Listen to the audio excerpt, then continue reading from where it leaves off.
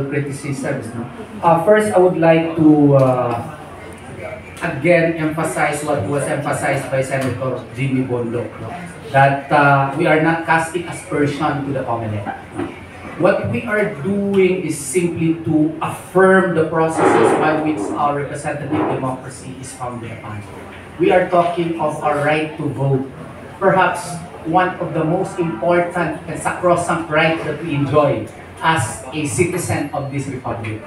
It is our job as lawyers to ensure that the people should trust the system and the people should trust the process. Because if there is doubt into the process of electing public officials, then we are casting doubt likewise to the entire institution upon which our country, our governmental system is founded upon.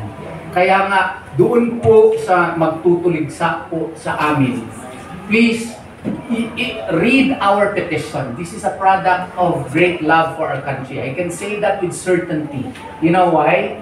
I even wrote COMELEC as early as February 12 or 13, a letter requesting that Section 31 of 9369 Republic be implemented. Why? Because I attended the seminars conducted by the Commission on Elections. And when I attended it, you know, I've been lawyering for politicians since 1998. I may look young, but I am a bit of age already. And I was shocked by the system, no? Because the supposed mechanisms in order to protect the sanctity of the choice of the citizen, some of which, the most important of which, are not there. So that is why, paano na ito, no? Para naman ma-full natin yung trust ng proseso, isang paraan na lang, yung manual counting na lang natin. No? Kasi yung Section 7 ng law, may mga doon na hindi na-follow talaga. Okay na yan, okay na yan. Pero para may assurance tayo na may voter verification process tayo, yung manual counting natin. Kasi kita ng mga tao eh. Kada boto kita eh. Meron tayong testimonial witnesses and meron tayong documentary evidences as to what really transpired in the voting process in the precinct level. And we can have more data once we will go to the canvassing. Unlike now, pati boto niyo hindi niyo sigurado na bilang ba yun.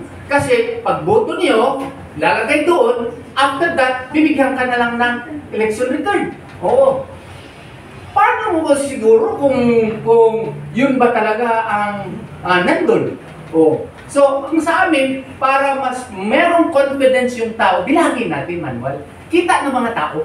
Yun naman nakasaad ng Omnibus Election Code. Basahin mo RA 6646, nandun din. 7166, nandun din. Section 31, which is the prevailing law, nandun din ng RA 9369. Why not implement it? Yun lang po. Sa online voting, wala pa ng batas. We would like to commend the initiative of COMELEC Chairman Garcia in doing this. Because it opened the eyes of the people that online voting can be done. But let us do it in the proper way, the legal way. Wait for Congress to pass a law because from the looks of things, our system is that there must be a law, implement it. Yung administrative agencies would only implement the law. It's not the duty of the COMELEC to craft what the law should be. It is the duty of the COMELEC to implement what the law states. But since there is no law on the matter, then we should not overstretch its power to act as if it is already Congress. Senator, ano po masasabi niyo dun sa malaking pangyayari ng pagkaka-aresto kay Presidente? Kidnapping yun. Ano po masasabi niyo? In international law, that's called extraordinary rendition. No? Kinidnap po siya and nagkunwari sila na may kapangyarihan sila. They simulated public authority. As a matter of fact, Attorney Torion and the rest of the group are also preparing criminal charges against the persons concerned. Kinidnap siya, so on a personal level, kawawa ang pamilyang Duterte. Balik sa manual, wag sa online. From a standpoint of national security, kawawa ang Pilipinas. And from the standpoint of public international law, we have effectively given up our sovereignty. Nagagalit tayo kapag yung mga dagat at mga laman dagat at mga isla ninanakaw sa atin. Pero tao, pag ninakaw, hindi tayo magagalit. Tao yung ninakaw at parang niyurakan ang piskalya at hukuman natin. In fact, if I were the higher ups in the judiciary, I would be offended. Kasi parang, bakit? Gumagana naman kami. Nakikinig naman kami sa lahat ng petisyon nyo. Nag-oral argument tayo araw-araw.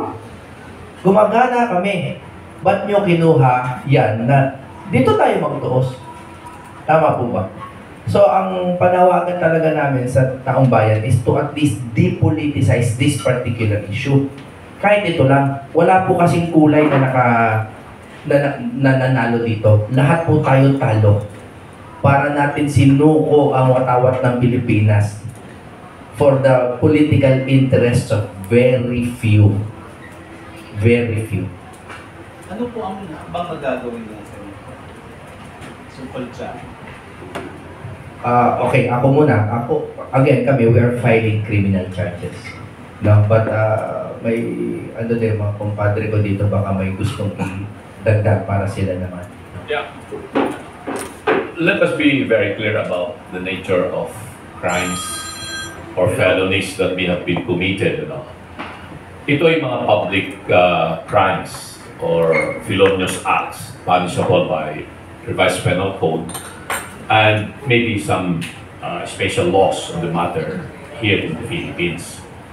Merong mga tinatawag kasi sa batas na private crimes and public crimes. Pag private crimes, yun lamang pong directly offended parties ang pwedeng mag-file ng criminal charges. Pag public crimes, katulad po nitong nangyari, anybody can file a criminal case against the offending party.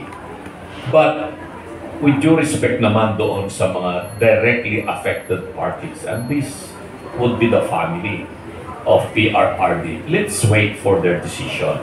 Huwag natin silang paunahan. Kaya yun po yung aking position on the matter na hayaan natin yung family Duterte to seek the necessary remedies or relief from the grievances that they have suffered. Yun lamang po, hintayin po natin yung kanilang magiging action. Mahirap kasi na pag-uunahan natin ito, lalo na po kami, kandidato po kami sa elections, sabihin na naman po nila. Kaya nila ginagawa yan kasi gusto nilang i-politicize yung issue. And that's going to dilute the significance of the issue that the Philippine sovereignty was put in danger. If not, it has been compromised. And also, the rights of all Filipinos to due process, to justice, to those guaranteed under the Bill of Rights of our Constitution, ay bigla na lamang po nating isinurrender sa dayuhan. Ipinaglaban po ng ating mga magigiting na bayani itong ating kalayaan, ang ating kasarinlan, at ang ating pagiging isang demokrasya. Pero parang naglahong bulak. Bigla na lamang pong isinuko itong ating kalayaan at karapatan sa dayuhan. Yun lamang po masasabi ko niya. Follow up lang po, Senator. Senator Jimmy, tingin niyo po bakit ginawa ito kay PRRD? Ang dami kasing pwedeng dahilan. Kayo, anong palagay nyo? Yun na rin ang palagay ko. Kasi politika yan. Wala namang may iba pa ba na dahilan. Politika yan. You cannot say that they were seeking justice. I reject that. Kasi if they say they are seeking justice, ba't walang nag-file muna dito? Pag walang umaksyon dito, sige, dali nyo sa ICC kahit wala na silang jurisdiction, kahit papano nag-effort man lang sila. no, to prove the principle of complementarity. Na hindi gumagana ang korte. Di ba yung principle of complementarity, the Rome Statute which created the ICC, is that complementary lang sila yung ICC. Pag hindi gumagana dyan, dito tayo. So sana, kahit pakitang tao lang, mag-file muna sana sila dito. So the fact that they did not means this is purely political. Pakalinaw naman. At kung hindi nyo po nakikita yan, ay ang galing po ng media na nabulag na kahit media men. I would just like to comment, no? Kasi my apologies likewise to the SMNI kasi they requested me last night sana to have an interview kasi sa kapagal ng aming mga preparations, hindi ako naka-comply because they were asking, oh, ang kapal nito, tapos you have to photocopy this, 22 copies, and yung mga verifications kasi from individual senatorial candidates, we have to consolidate. So hindi ko na answer yun sa SMNI. May maganda silang question kasi, what can I say daw doon sa statement ng press secretary that if the request of the Philippine government would be asked by the ICC, it would not, it would not favorably act on the same because ICC is not, we do not recognize ICC. No? Parang magandang question yun eh, kasi parang may contradiction in terms doon sa statement ng press secretary, hindi ko maintindihan. That's my, hindi. Pero ganito lang po, alam ko may advisory na po si VP Sara that we should refrain from commenting, no? And I have to respect that. But this was, hindi pa ito siguro nasabi sa inyo. Pakitingin niyo po sa diffusion notice kung saan galing. Yung diffusion notice po, saan po galing? Ang address po ng email address, I don't know kung nasabi na sa inyo ito, no? Is ilb.cpi@icc.igcs.int. This was sent to the National Central Bureau, Manila on March 11 of 2025. Why is this an important fact? This is an important fact, this is significant, because Interpol is the only recognized international body authorized to issue valid red notices or diffusions for the purpose of international law enforcement cooperation.